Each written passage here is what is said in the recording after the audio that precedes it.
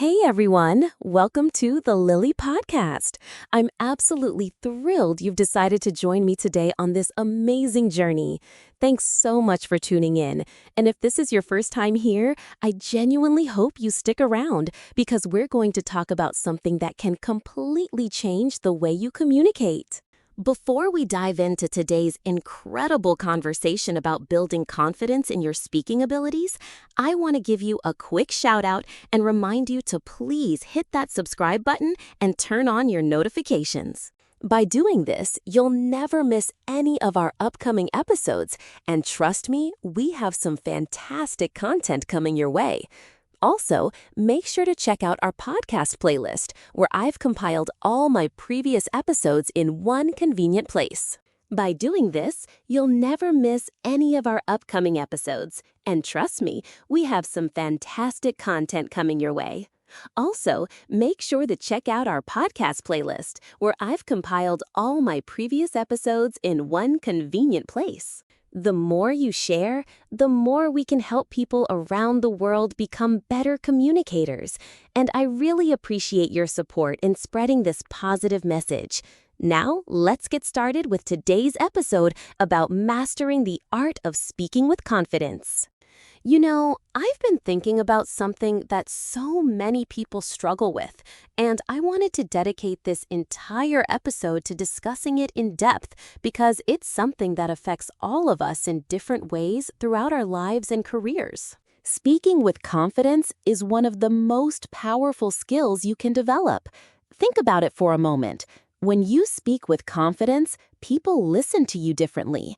They take you more seriously, they're more likely to believe what you say, and they respond with more respect. But here's the thing that I've discovered through my own experience and from talking to thousands of people around the world. Confidence doesn't come naturally to everyone, and that's perfectly okay. Many people think that confident speakers are simply born that way. They imagine that these individuals woke up one morning and just naturally possessed this incredible ability to speak freely and persuasively. But that's not how it actually works. Confidence is something you build, something you practice, and something you develop over time. I want you to understand from the very beginning of this conversation that wherever you are right now in your speaking journey, whether you're someone who gets butterflies in your stomach before public speaking, or you're already pretty comfortable in front of others, there is always room for growth and improvement. Let me share something personal with you. When I first started podcasting and doing public speaking engagements, I was honestly terrified. I remember standing backstage before my first major presentation, and my hands were shaking so badly I could barely hold my notes. I had done all the preparation. I knew my material inside and out. I had practiced my speech probably 100 times. But none of that seemed to matter when I was face to face with the reality of standing in front of an audience of real human beings who were expecting me to deliver valuable information. The nervousness was almost overwhelming, and I genuinely questioned whether I had made the right decision to pursue this path. But here's what changed everything for me. I realized that the nervousness and the excitement are actually very similar physiological responses. My heart racing, my palms sweating, the adrenaline pumping through my body, these weren't signs that I couldn't do it. They were actually signs that my body was preparing me to perform at a higher level. Once I made that mental shift, things started to change. I began to see those butterflies not as a warning sign, but as a signal that I was about to do something important and meaningful. From that point forward, my approach to speaking became completely different. Now, I want to talk about the first major component of building confidence in your speaking abilities, and that is preparation. There is absolutely no substitute for being well prepared. When you know your material inside and out, when you've done the research, when you've practiced your delivery multiple times, you automatically feel more confident stepping into that speaking situation. Think about it this way. If you're giving a presentation at work and you've spent hours researching, organizing your thoughts, creating visual aids, and practicing your delivery, you're going to feel much more confident than if you threw something together the night before. I always recommend that people spend at least 3 times as long preparing as they plan to spend speaking. So if you have a 10-minute presentation, you should spend at least 30 minutes preparing. This might seem like a lot, but it's absolutely worth the investment. During your preparation time, you're not just memorizing words, you're becoming intimately familiar with your material. You're anticipating questions that people might ask. You're thinking about different ways to explain concepts if someone doesn't understand your first explanation. You're building mental pathways that make the information feel natural to you. When you've prepared thoroughly, something magical happens. You stop thinking about what you're going to say next, and you can actually focus on how you're saying it and how your audience is responding to it. This is where real connection happens in communication. This is where you move beyond just delivering information and start actually engaging with your audience on a meaningful level. The confidence that comes from preparation is unshakable because it's not based on hope or luck. It's based on solid work that you've already done. Now let's talk about the second major component, which is understanding your audience. So many speakers focus entirely on themselves. They worry about how they look, what people will think of them, whether they'll mess up their words, whether they'll forget something important. But here's a different perspective that I want to offer you. What if you shifted your focus from yourself to your audience? What if instead of thinking, I need to give a perfect presentation, you thought, I need to deliver value to the people who are listening to me? When you focus on your audience, something powerful happens to your anxiety. It actually decreases. This is because you're no longer making it about you. You're making it about them. You're thinking about what they need to hear, what problems you can help them solve, what insights you can share that will make their lives better or their work more effective. When you focus on your audience, something powerful happens to your anxiety. It actually decreases. This is because you're no longer making it about you. You're making it about them. You're thinking about what they need to hear, what problems you can help them solve, what insights you can share that will make their lives better or their work more effective. What are their concerns? What brought them to listen to me in the first place? What are they hoping to get out of this experience? Once you understand your audience, you can tailor your message to them. You can use examples that resonate with them. You can address their specific concerns and questions. You can speak in a way that feels natural and relevant to them. And here's something interesting I've noticed.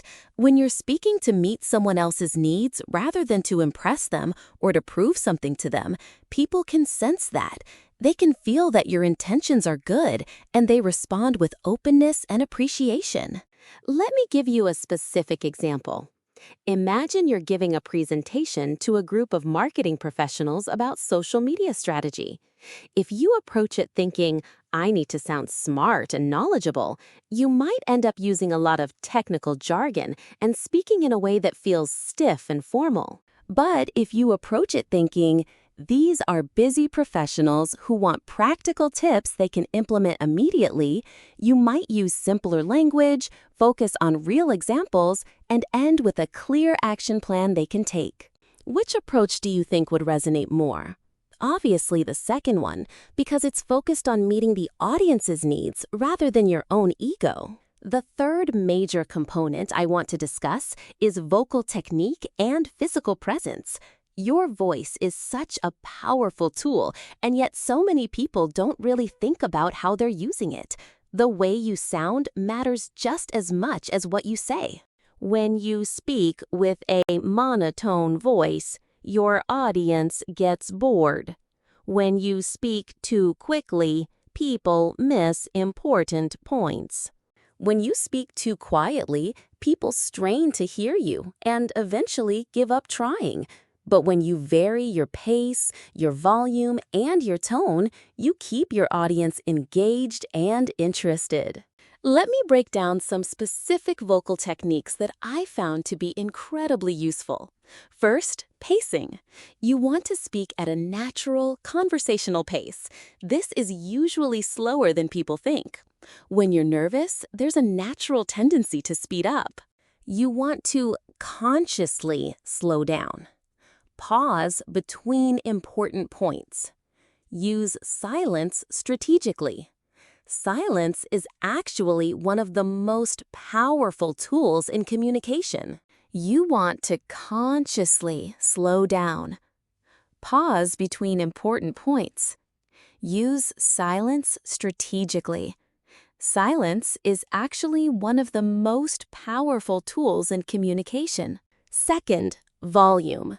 You want to speak loudly enough that everyone in the room can hear you without straining, but not so loudly that you sound aggressive or over the top. Pay attention to your audience. If people are leaning forward to hear you, you need to speak louder. If people look uncomfortable or are covering their ears, you need to speak more softly. One technique I use is to imagine that the person in the back of the room is the one I'm speaking to. That helps me naturally adjust my volume to be appropriate for the space. Third, tone and emotion. Your voice should reflect the emotion and importance of what you're saying. If you're sharing something exciting, your voice should sound excited. If you're discussing something serious or sad, your voice should reflect that. When your vocal tone matches the content of what you're saying, you sound authentic and genuine. People respond to authenticity. They can tell when you're faking it or when your words and your tone don't match up. Now let's talk about physical presence. When you're speaking, whether it's in person or on video, your body language matters enormously.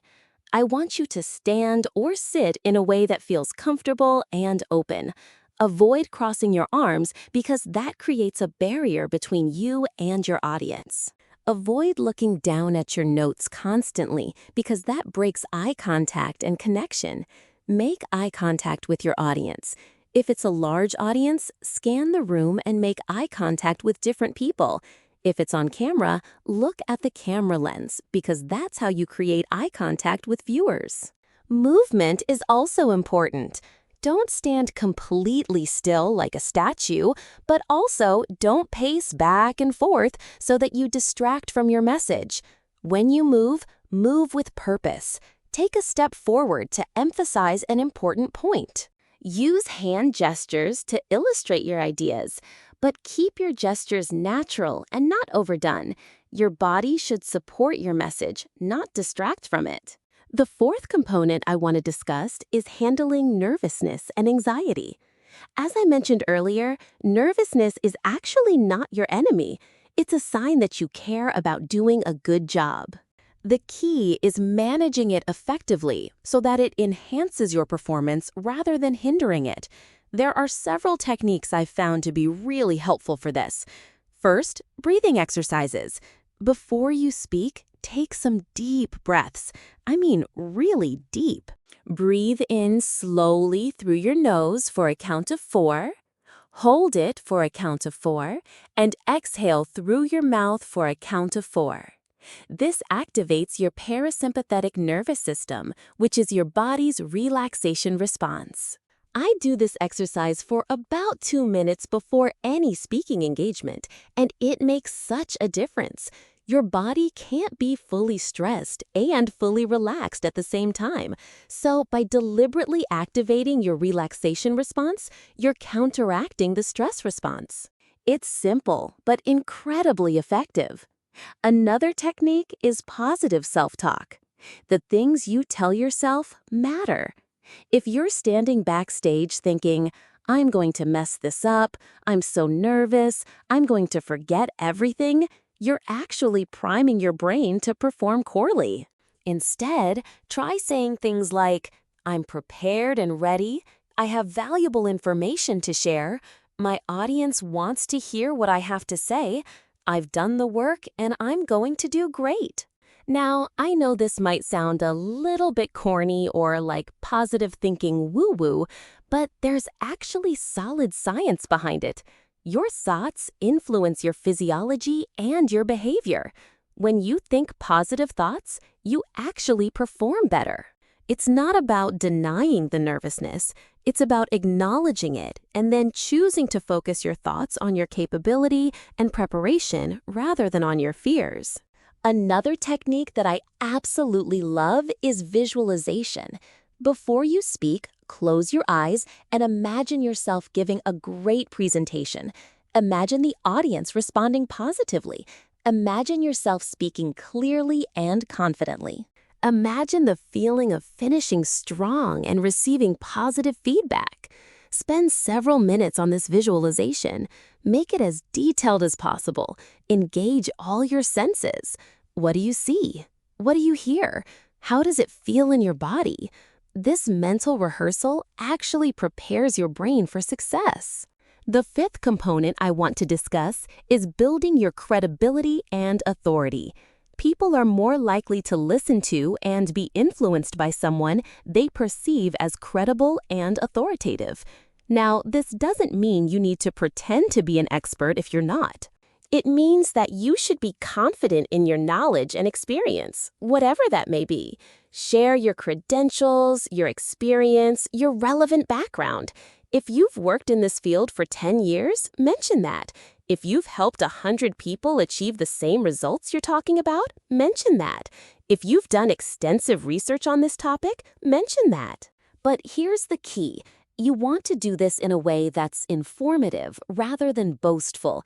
You're not bragging. You're establishing your credibility so that your audience has confidence in what you're saying. I also recommend sharing some of your failures and challenges. This might seem counterintuitive, but vulnerability actually builds credibility. When you share something you've learned the hard way, when you acknowledge mistakes you've made and what you learned from them, people respect that. They see you as real and authentic. They're more likely to trust you because you're not claiming to be perfect. The sixth component is engagement and interaction. One of the best ways to feel more confident while speaking is to engage your audience. Ask them questions. Encourage them to participate. Make it a conversation rather than a lecture. When your audience is engaged, they're not sitting there judging you. They're actively participating and investing in what you're talking about. This shifts the dynamic in a very positive way. It also makes the experience more enjoyable for everyone involved. Now, let me talk about something that I think is really crucial but often overlooked: continuous improvement. Confidence isn't something you build once and then you're done. It's something you build throughout your life. Every time you speak, every time you communicate, you have an opportunity to improve. After every speaking engagement or presentation, I take time to reflect on what went well and what I could improve. Sometimes I ask for feedback from audience members. Sometimes I record myself and watch it back, which can be uncomfortable but is incredibly valuable. When you watch yourself speak, you notice things about your voice, your pacing, your body language, your habits that you wouldn't notice otherwise. Maybe you say or like too frequently. Maybe you have a tendency to rush through important points. Maybe your posture could be better. These are all things you can work on and improve.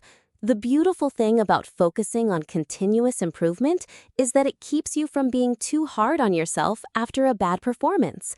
Instead of thinking, "I was terrible," you think, "That didn't go as well as I hoped. What can I learn from that? What will I do differently next time?" This growth mindset is essential for building genuine confidence. Real confidence isn't about being perfect. It's about knowing that you're always learning and improving, and that even if you make a mistake, you'll learn from it and come back stronger next time. The seventh component I want to discuss is the power of storytelling. Stories are one of the most powerful tools in communication. When you tell a story, you're not just sharing information, you're creating an emotional connection with your audience.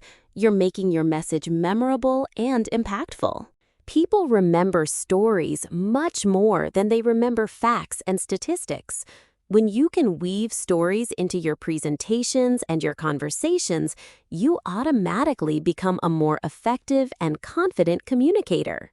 I recommend having a few go-to stories that illustrate important points. These should be stories from your own life that relate to your message. Maybe it's a story about a time you failed and what you learned from it. Maybe it's a story about a client or friend you helped achieve something important. Maybe it's a story about a challenge you overcame. These stories should be authentic and genuine. They should have a clear beginning, middle, and end. They should illustrate a specific lesson or point that's relevant to your message. When you tell stories effectively, you're also giving yourself a break from pure presentation mode. You can relax a little bit and just tell a story like you would to a friend. This actually makes you seem more confident and more natural, even if you're not feeling particularly confident at that moment. The story carries you through. The eighth component is understanding that confidence is contextual. Here's something interesting. You might feel completely confident speaking about one topic, but nervous about speaking about another. You might feel confident speaking to a small group of friends, but nervous speaking to a large audience of strangers. This is completely normal. Your confidence level depends on your familiarity with the topic, your familiarity with the audience, the stakes involved, and many other factors. This is why preparation and knowledge are so important. The more you know about a topic, the more confident you'll feel discussing it. Similarly, the more familiar you are with an audience or a setting, the more confident you'll feel. This is why I recommend practicing in different settings and in front of different audiences. If you only ever practice in front of people who know and like you, you might feel nervous the first time you speak in front of strangers. But if you gradually build experience speaking in different contexts, your confidence will grow across all settings. The ninth component is something I call anchoring. This is a technique I use to quickly shift into a state of confidence. You create a physical anchor, usually by touching yourself in a specific way that you've previously associated with feeling confident and capable. For example, every time I'm about to do something that requires confidence, I press my thumb and forefinger together on my right hand. I do this during my preparation and visualization as well. So I'm creating an association between that physical gesture and the feeling of confidence and capability. Then, right before I speak, I do that gesture again, and it immediately brings me into that confident state. It's like a mental shortcut that quickly shifts your physiology and psychology into the state you want to be in. You can choose any gesture that feels natural to you.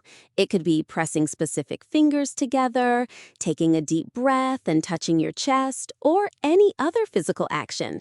The key is consistency. You want to use the same anchor every time so that the association becomes strong. You can choose any gesture that feels natural to you. It could be pressing specific fingers together, taking a deep breath and touching your chest, or any other physical action. The key is consistency. You want to use the same anchor every time so that the association becomes strong. You're going to feel nervous, even though you're well prepared. These things happen to everyone, including the most experienced speakers. The difference between people who continue to grow in confidence and those who don't is how they respond to these imperfect moments. If you're really hard on yourself, if you beat yourself up about every small mistake, you'll start to dread speaking and your confidence will decrease.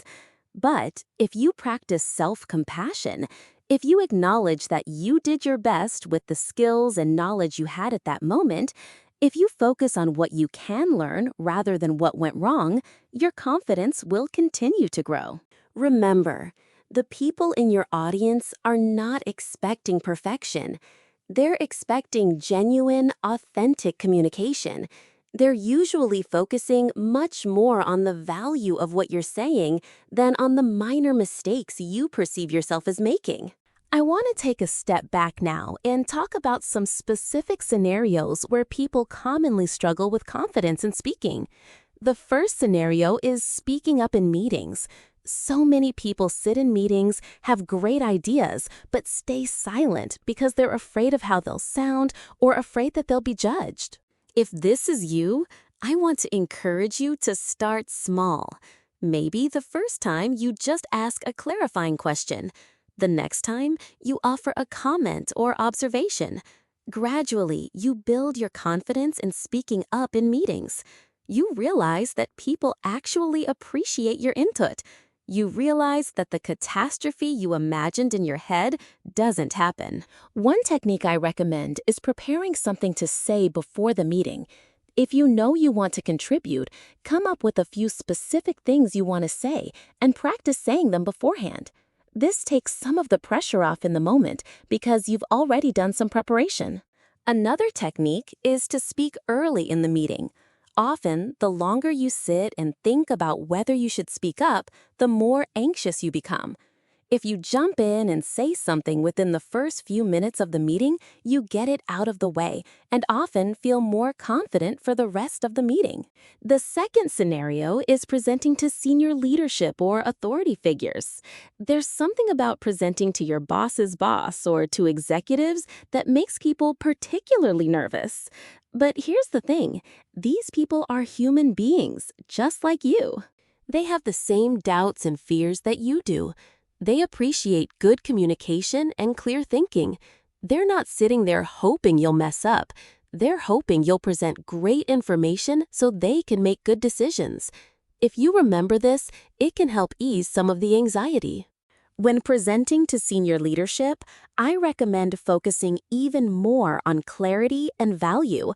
These people are busy, and they want the most important information first. They don't want to wade through a bunch of background information to get to the main point. Structure your presentation with your key findings or recommendations up front, and then support those with data and details. This approach is appreciated by senior leaders because it respects their time. The third scenario is speaking on video or on camera. There's something about knowing that you're being recorded that makes a lot of people nervous. You can't erase it and start over. It feels permanent. But here's the thing, speaking on video is actually a skill that you can practice and improve. The more you do it, the more natural and comfortable it becomes. I recommend practicing by recording yourself speaking about topics that interest you. Watch the recordings back. Notice what you like about how you come across and what you'd like to improve. Over time, you'll become much more comfortable speaking on camera. One tip for camera speaking is to imagine that you're having a conversation with one person rather than speaking to an audience. This helps you sound more natural and conversational. Look at the camera lens, not at yourself on the screen. Imagine that the lens is a friend you're talking to. This helps you maintain better eye contact with your viewers. Also, make sure you're in a well-lit space and that you've considered your background. These production details matter because they contribute to how polished and professional you come across. The fourth scenario is speaking in a non-native language. If English is not your first language, I want to acknowledge that speaking with confidence in a second language comes with additional challenges. You're not just managing the normal anxiety around public speaking.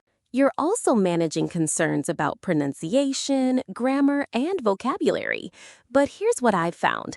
Native speakers are generally very forgiving of language learners who make genuine efforts to communicate clearly. Most people would rather hear you speak with an accent but clearly than hear you remain silent. One technique that helps a lot is slowing down your speech. When you speak more slowly, you give yourself more time to think about what you want to say. You also give your audience more time to process what you're saying, which is helpful if they're not completely familiar with your accent. Don't worry about having a perfect accent. Focus instead on clarity and confidence. The more confident you are in what you're saying, the less people will focus on your pronunciation. Now, I want to talk about some additional strategies that can help you build confidence over time. The first strategy is to join a speaking group or a club focused on public speaking. There are organizations like Toastmasters International that provide a supportive environment where you can practice speaking regularly and receive constructive feedback from experienced speakers. Being part of a community of people who are all working on the same skills creates accountability and motivation.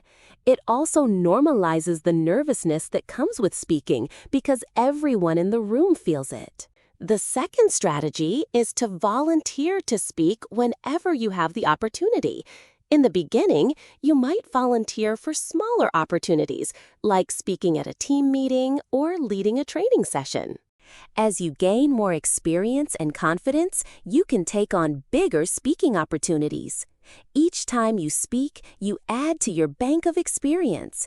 You also increase the likelihood that something will go well, which builds your confidence moving forward. As you gain more experience and confidence, you can take on bigger speaking opportunities. Each time you speak, you add to your bank of experience. You also increase the likelihood that something will go well, which builds your confidence moving forward. How do they use their voice? How do they use pauses? How do they engage their audience? How do they tell stories? What makes them compelling? By studying great speakers, you're absorbing techniques that you can then apply to your own speaking.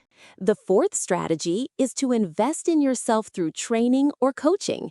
If you're really serious about developing your speaking confidence, consider taking a public speaking course or working with a speaking coach. These professionals can give you personalized feedback and help you work through your specific challenges. They can also teach you techniques and strategies that take years to figure out on your own. The fifth strategy is to change your story about yourself. So many people carry a belief that they're not a good speaker or they're not a public speaker.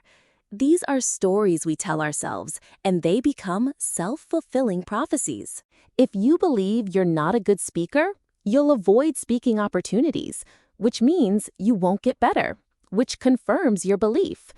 But if you change your story to, "I'm developing my speaking skills," or "I'm a growing speaker," you open yourself up to new possibilities.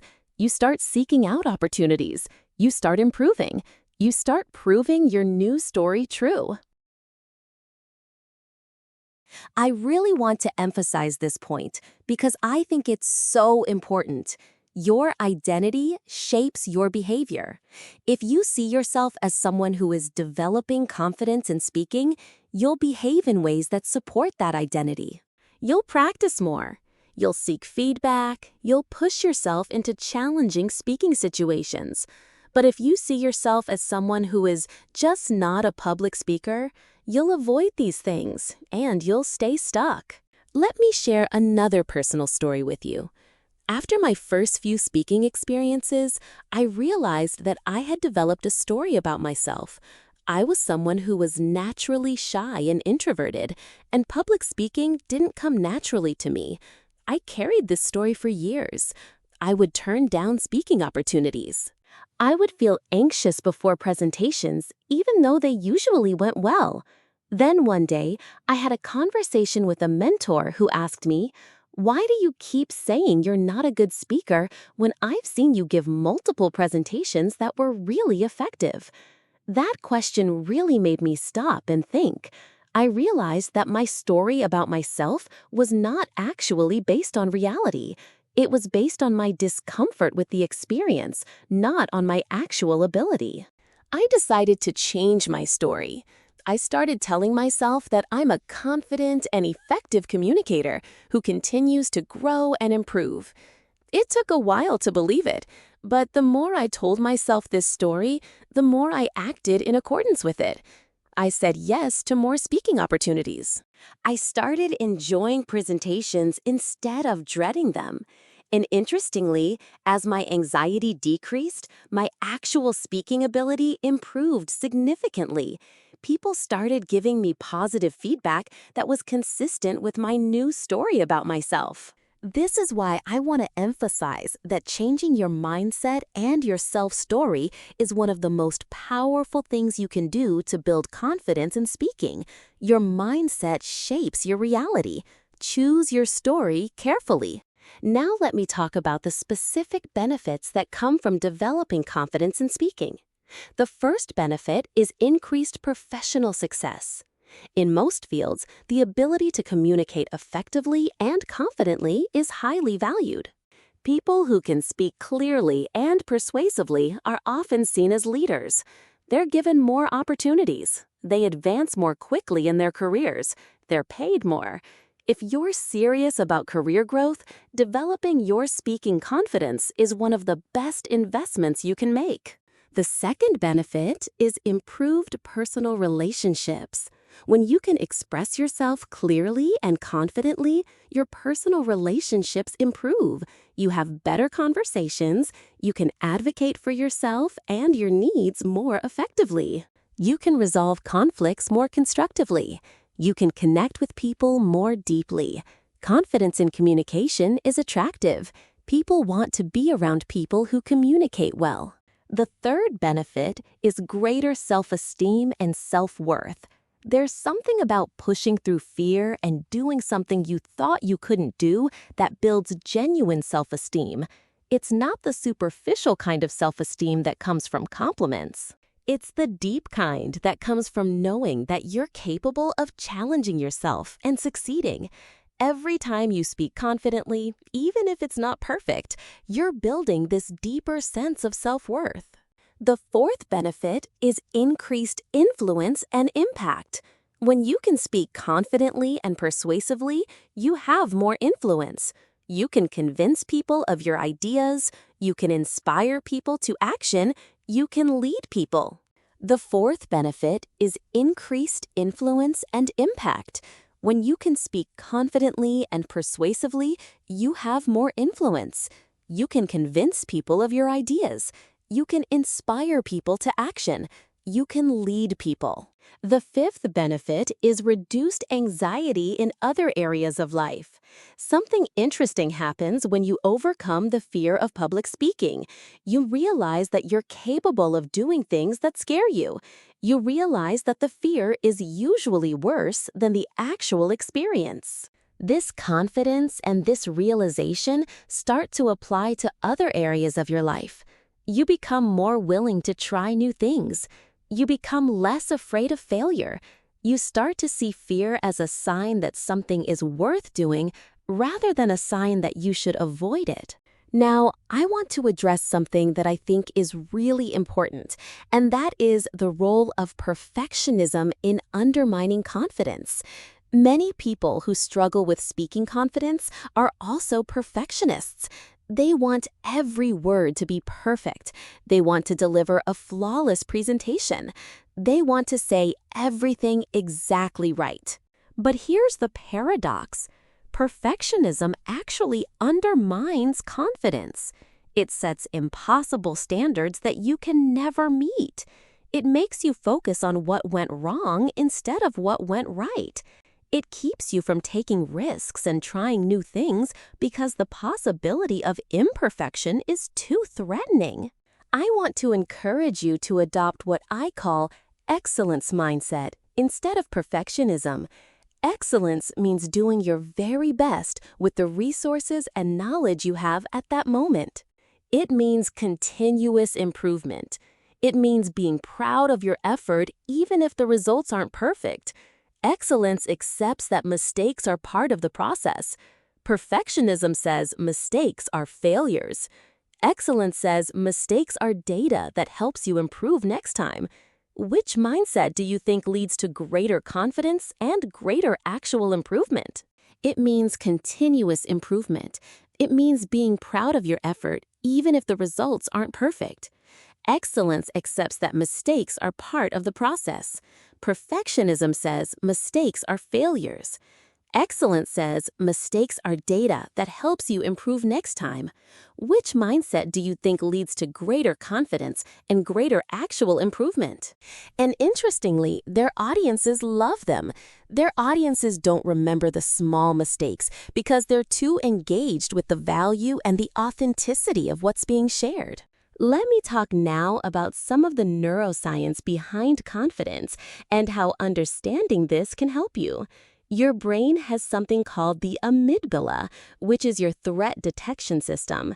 When your amygdala perceives a threat, it triggers your fight, flight, freeze response, which includes anxiety, nervousness, and sometimes complete paralysis. Speaking in front of a group of people is something that your amygdala might perceive as a threat because it's a social situation and there's a possibility of embarrassment or judgment.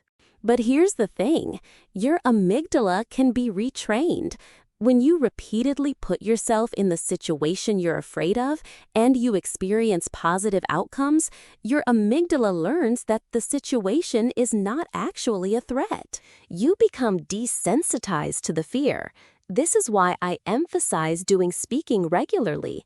Each time you speak and it goes okay, you're sending a message to your amygdala that speaking is not actually dangerous. Over time, the anxiety response becomes smaller and smaller. There's also a part of your brain called the prefrontal cortex, which is responsible for rational thinking, decision-making, and planning. When you're anxious, your prefrontal cortex is less active because resources are being devoted to your threat response system.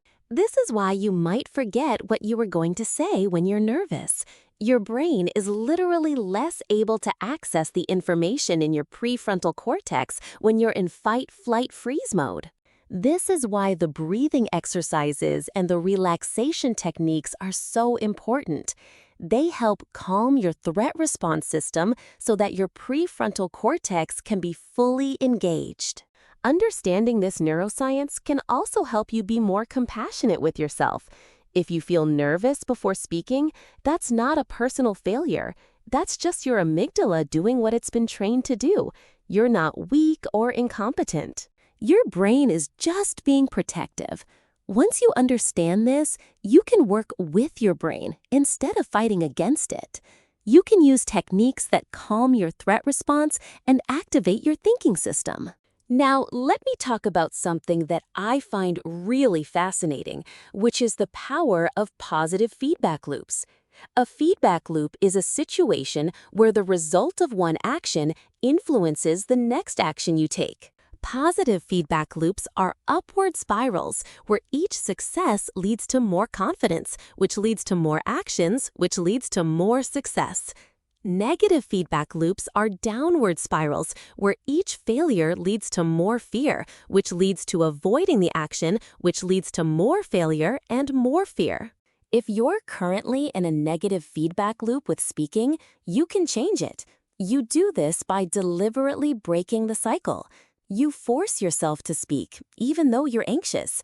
You do your best. You experience that the awful thing you feared didn't actually happen, or it was less bad than you expected.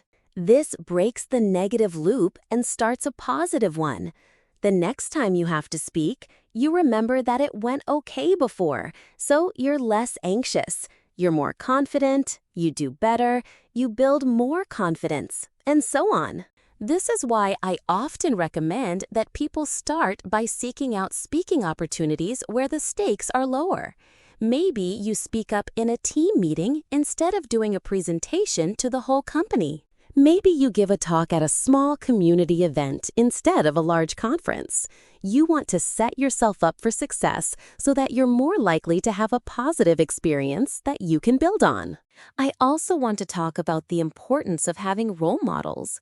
When you see someone else doing something successfully, especially if there's someone you can relate to, it helps you believe that you can do it too. This is called social modeling, and it's a very powerful way to build confidence. If you're developing your speaking skills, find role models who are great speakers. Watch them, study them, observe how they do things.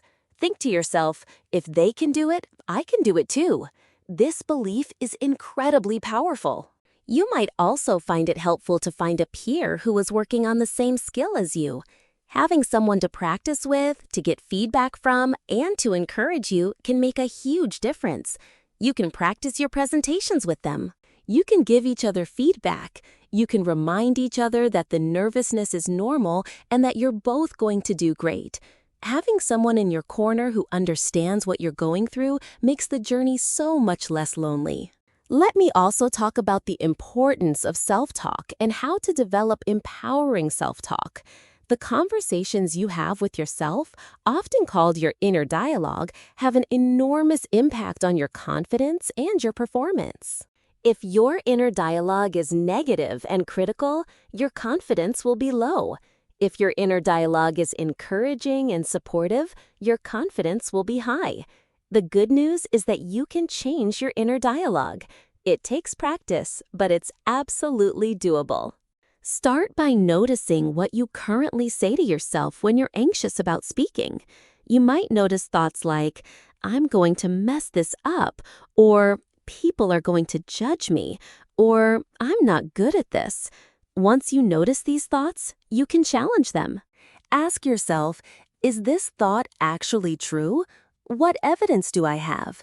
Is there a more helpful way to think about this? For example, if your thought is, "I'm going to mess this up," you might challenge it by thinking, "I've prepared well, I know this material, and I've given presentations before that went fine. It's possible I'll make a small mistake, but I'll handle it, and the overall presentation will be good." The key is to develop self-talk that is honest and realistic, not just superficially positive. You're not trying to convince yourself of something you don't believe. You're trying to find a more balanced and realistic perspective. Over time, with practice, this becomes your natural way of thinking, and your confidence improves as a result. I also want to talk about the role of physical exercise and overall health in building confidence. Your body and your mind are connected. When you take care of your physical health, your mental confidence improves. Regular exercise has been shown to reduce anxiety and increase confidence. I always feel more confident when I've been exercising regularly than when I've been sedentary. Getting enough sleep is also crucial. When you're well rested, you're more confident and more capable of handling stress.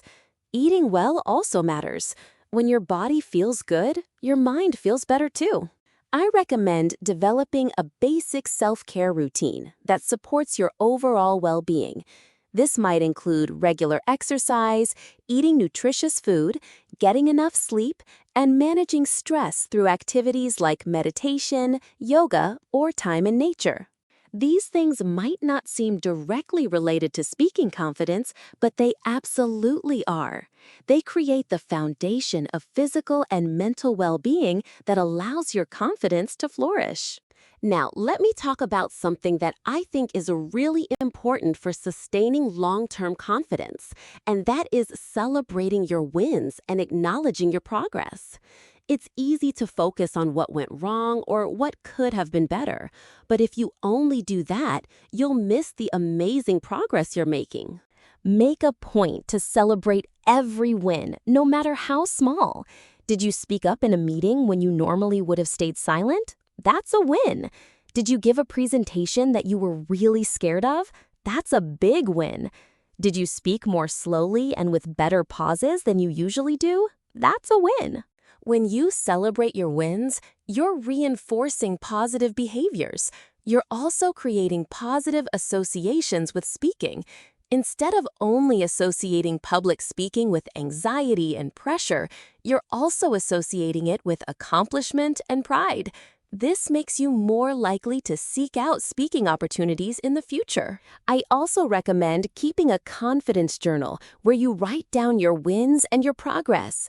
When you're going through a period where you're feeling less confident or when something doesn't go well, you can look back at your journal and remind yourself of all the times things went well. This provides perspective and hope. It reminds you that the difficulty you're experiencing right now is temporary and that you have the capability to overcome it. Let me talk now about how to handle the inevitable times when something doesn't go as well as you hoped. Because here's the truth. Even with all the confidence in the world, sometimes presentations don't go perfectly. Sometimes you forget what you were going to say.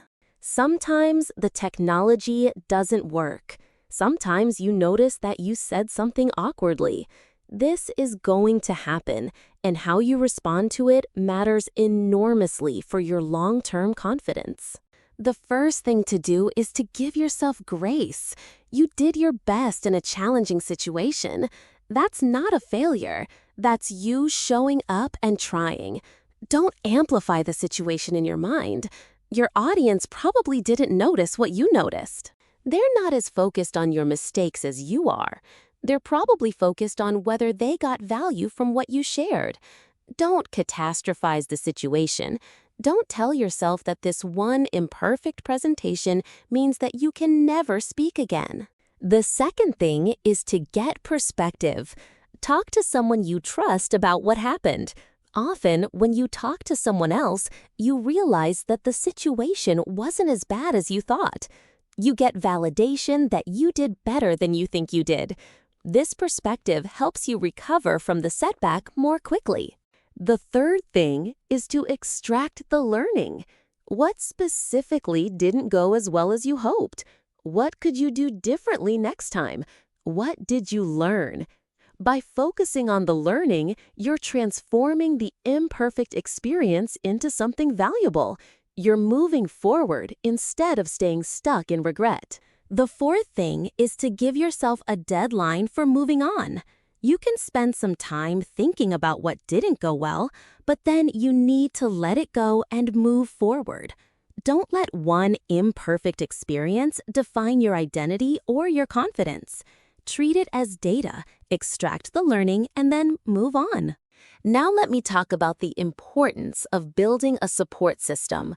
One of the best ways to maintain and build confidence is to have people around you who believe in you and support your growth.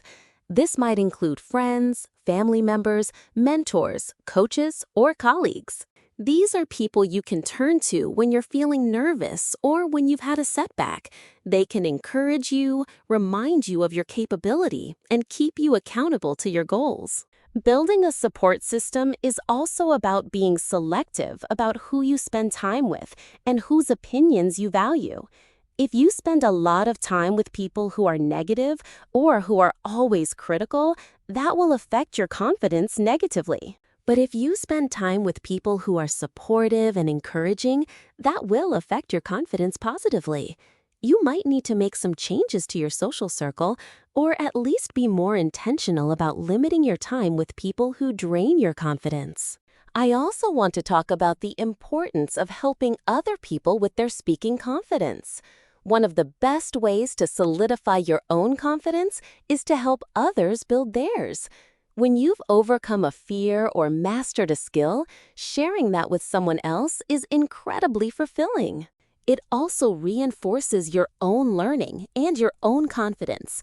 If you have a friend or colleague who is struggling with speaking confidence, consider offering to practice with them or give them feedback. You'll help them and you'll strengthen your own skills and confidence in the process. Let me talk now about the specific techniques that work best for different types of speaking situations. For one-on-one conversations, the most important thing is to be present and engaged. Make eye contact, listen more than you talk. Ask genuine questions. People appreciate when they feel heard and understood. Building confidence in one-on-one conversations is often about being more interested in the other person than you are in impressing them. For small group conversations, the techniques are similar to one-on-one, but with the added element of making sure everyone feels included. Make eye contact with different people. Ask questions that invite participation from quieter members of the group. Be aware of group dynamics and make sure no one is being left out.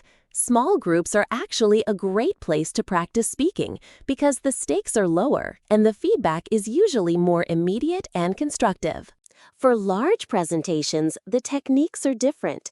You need to speak more formally and project your voice more.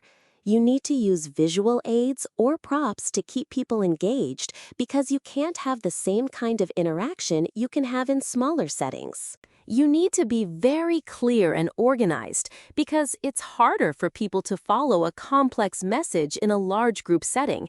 You also need to manage your presence on stage or at the front of the room. For speaking on video, you need to be aware of the camera and make sure you're looking at the lens.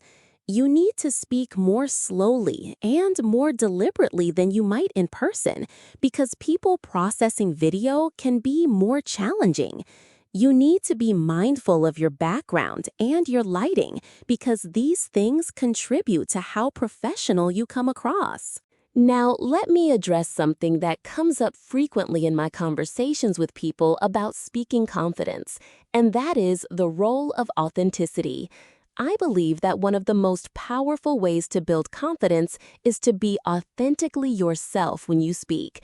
Not everyone has to be a high-energy, enthusiastic extrovert to be a great speaker. If you're naturally more reserved or introverted, you can be a great speaker in a way that's authentic to who you are. You can use your natural calm and thoughtfulness as strengths.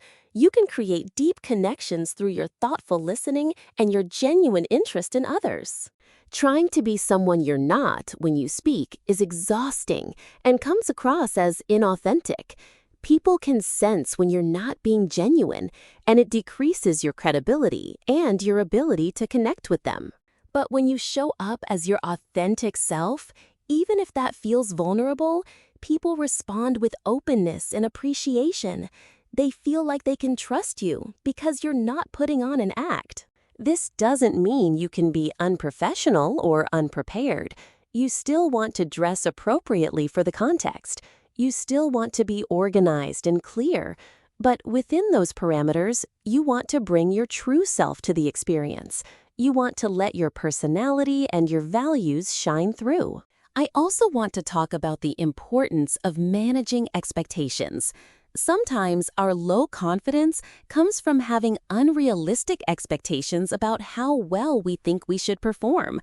We compare ourselves to experienced speakers, or we compare our experience to someone else's highlight reel. We expect to deliver a perfect presentation the first time we ever present on a topic. But here's the reality. Everyone starts somewhere. The speakers you admire have probably given hundreds or thousands of presentations. They've made mistakes. They've learned from those mistakes. They've gotten gradually better over time. Set realistic expectations for yourself. If this is one of your first presentations on a topic, your expectation shouldn't be perfection. Your expectation should be that you deliver the key information clearly and that you do your best to engage your audience. If you've been presenting for years, you can have higher expectations. But even then, your expectations should be excellence, not perfection. When you set realistic expectations and then exceed them, it feels amazing. You built more confidence from surpassing a reasonable expectation than you would have from barely meeting an impossible expectation. So adjust your expectations to be challenging but realistic, and then congratulate yourself when you meet them. Now, let me address the specific ways that cultural background and communication styles interact with confidence. Different cultures have different communication styles. In some cultures, being direct and assertive is valued. In other cultures, being indirect and humble is valued. In some cultures, eye contact shows respect. In other cultures, avoiding eye contact shows respect. There's no one right way to communicate. The important thing is to be aware of your cultural communication style and the cultural communication styles of the people you're speaking to. If you're communicating with people from a different cultural background, you might need to adjust your style slightly to meet them where they are. But you also want to honor your own cultural background and communication style. The goal is to find a bridge that allows for effective communication while honoring both cultures. I also want to acknowledge that for people whose cultural background is not the dominant culture in their environment, there might be additional challenges in developing speaking confidence. You might feel pressure to communicate in a way that doesn't feel natural to you. You might face unconscious bias from people who are more familiar with a different communication style. If this is your experience, I want you to know that this is not a reflection of your capability. It's a reflection of systemic issues. You absolutely have the right to bring your authentic self and your communication style to the table, even if it's different from the dominant style. At the same time, code switching or adjusting your style slightly for different contexts. You can maintain your authenticity while also being strategic about how you present yourself in different contexts. This is not about being fake.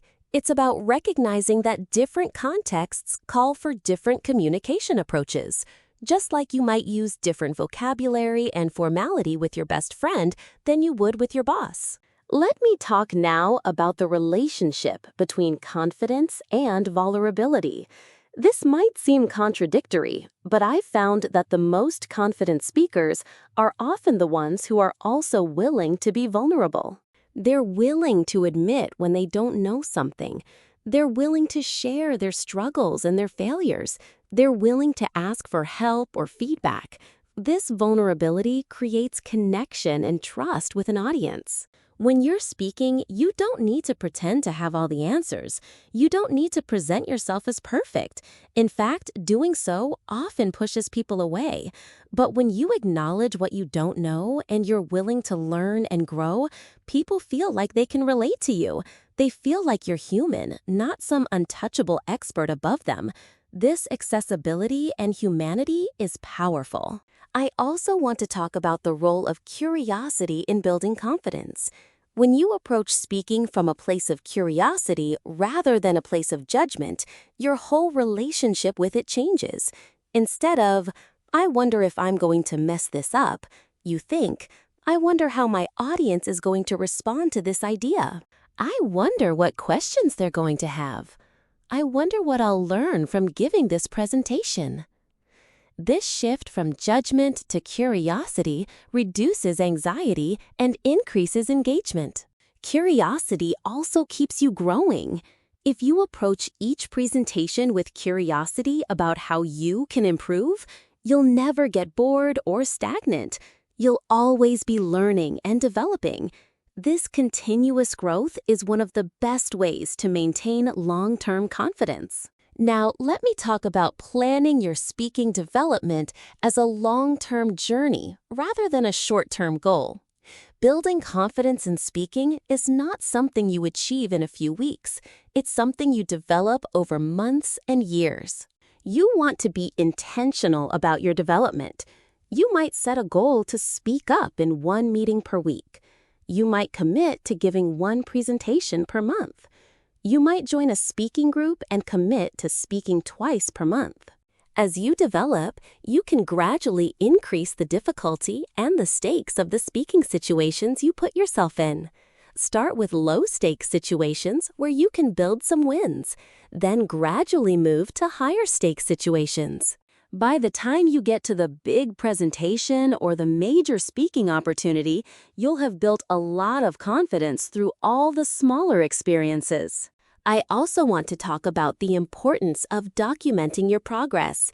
As I mentioned earlier, keeping a confidence journal is helpful, but you might also want to record yourself speaking, at least occasionally.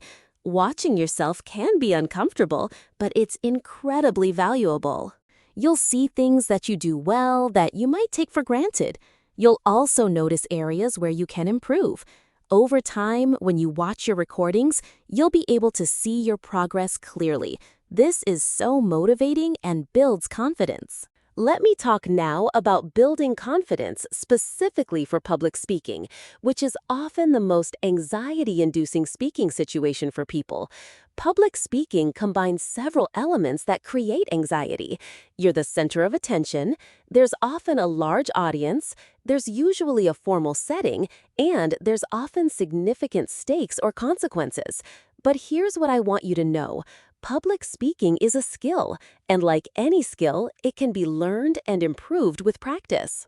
The key to building confidence for public speaking is the same as for any other type of speaking: preparation, practice, and positive experiences.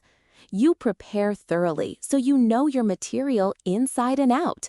You practice your presentation multiple times so your delivery becomes smooth and natural.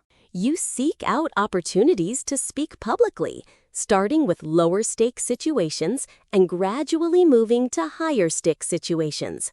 Each time you speak and it goes well, you build more confidence. Eventually, public speaking becomes something you're comfortable with and maybe even enjoy. I also want to address the specific fear of forgetting what you're going to say, which is a common anxiety for public speakers. First, it's important to know that this is much less likely to happen than you think. Your brain doesn't just erase information when you're nervous. The information is still there. You might have a moment where you can't access it, but if you take a breath and give yourself a moment, it usually comes back. Second, if you do forget what you were going to say, it's not the disaster you think it will be. You can pause, take a sip of water, look at your notes, say something like, "Let me think about how I want to say that," and then continue. Your audience will be patient with you. The best way to mitigate the fear of forgetting is to not rely on memorizing your speech word for word. Instead, have a clear outline with your key points and your transitions. Know your opening and closing really well because these are the most important parts and the parts where you're most likely to be anxious. But for the middle parts of your presentation, just have your key points down. This way, even if you forget a specific way you plan to say something, you know the core idea and you can say it in your own words. Now, let me talk about something that I think is really important for long-term confidence, and that is celebrating other success in speaking and communication. When you see someone else do something great with their speaking, celebrate them. Give them genuine compliments and feedback. This does a few things. It helps them build their confidence. It reinforces your own learning by making you more aware of what good speaking looks like, and it builds a positive culture around communication and growth in your community. I also want to talk about the importance of being kind to yourself during the learning process.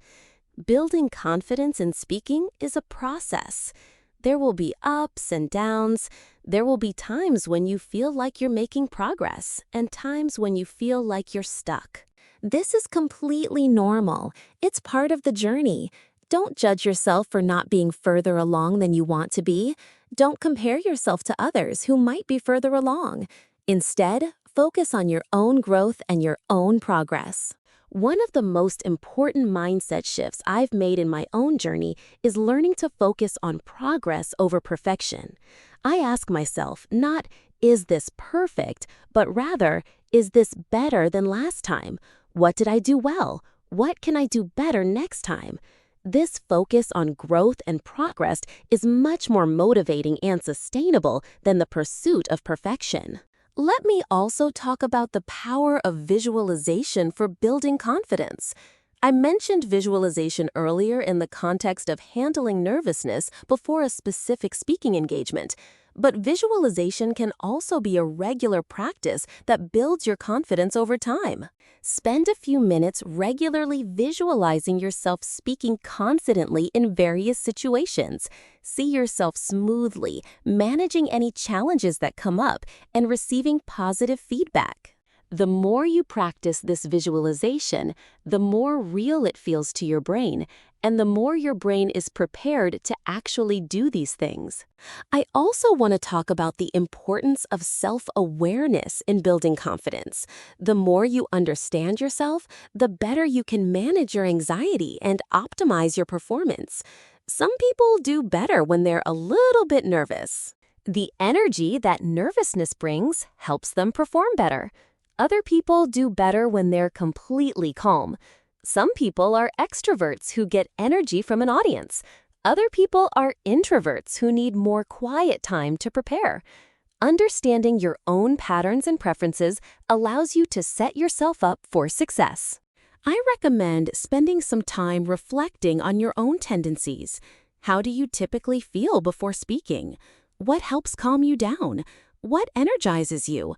What time of day do you feel most confident?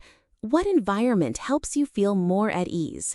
Once you know these things, you can be intentional about setting up your speaking situations to leverage your strengths. Now let me bring this all together and talk about what true confidence in speaking actually looks like. I think there's often a misconception that confident speakers are never nervous, never doubt themselves, and never make mistakes. But that's not what true confidence is. True confidence is knowing that you can handle nervousness when it comes. It's believing in your capability even when you have doubts. It's continuing to move forward even when things don't go perfectly. True confidence is also humble. It's being proud of what you've accomplished while also recognizing that there's always more to learn. It's being comfortable with the fact that you don't know everything while also being clear about what you do know. It's being willing to admit mistakes and learn from them. True confidence is also centered on providing value to others rather than on impressing them or proving something to yourself. When your focus is on how you can serve your audience, how you can help them, how you can share something valuable with them, your confidence naturally increases because you're no longer making it about you. I also think true confidence comes from consistency. When you do something regularly, when you keep showing up even when you're scared, when you practice even when it's uncomfortable, you build a kind of confidence that comes from knowing that you're capable of disciplining yourself and following through. This is different from the confidence that comes from things coming easily to you. This is harder won, but it's also more solid and more resilient. Finally, true confidence comes from self-love and self-acceptance. When you accept yourself as you are, with your strengths and your weaknesses, when you treat yourself with the same kindness and compassion that you would treat a good friend, your confidence naturally increases. You're no longer exhausting yourself trying to be perfect or trying to be someone you're not. You can bring your authentic self to speaking, and that authenticity is inherently more confident and compelling than any pretense could ever be. As we wrap up this episode, I want to leave you with a few key takeaways. First, confidence in speaking is not something you're born with. It's something you build through preparation, practice, and positive experiences. Second, real confidence coexists with nervousness and doubt. It's not about eliminating these feelings, it's about managing them and moving forward anyway. Third, authenticity is more powerful than perfection. The world doesn't need another version of a perfect speaker. It needs more people showing up as themselves and sharing their genuine perspective and their genuine passion. Fourth, your mindset and your self-story matter enormously. The way you talk to yourself, the identity you claim, the expectations you set, all of these influence your actual capability and your actual confidence. Fifth, building confidence is a long-term journey, not a short-term goal. You want to be intentional about your development, celebrate your progress, and be patient with yourself as you grow. Sixth, serving others is more powerful than impressing them. When your focus is on providing value to your audience, your anxiety decreases and your actual effectiveness increases. Seventh, support from others matters. Find people who believe in you, who will encourage you, who will give you feedback, and who will celebrate your wins. This makes the journey so much easier and so much more enjoyable. I hope this episode has been valuable to you and that you're feeling inspired to work on building your confidence in speaking. Remember, you don't have to be perfect to be powerful. You don't have to be fearless to be confident. You just have to be willing to show up, to do the work, to learn from your experiences, and to be kind to yourself along the way. Thank you so much for spending this time with me today. I really appreciate every single one of you who took the time to listen to this entire episode. I hope you found it helpful and valuable. Before we go, I want to remind you one more time to please subscribe to the Lilly Podcast. If you haven't already subscribed, now is the perfect time.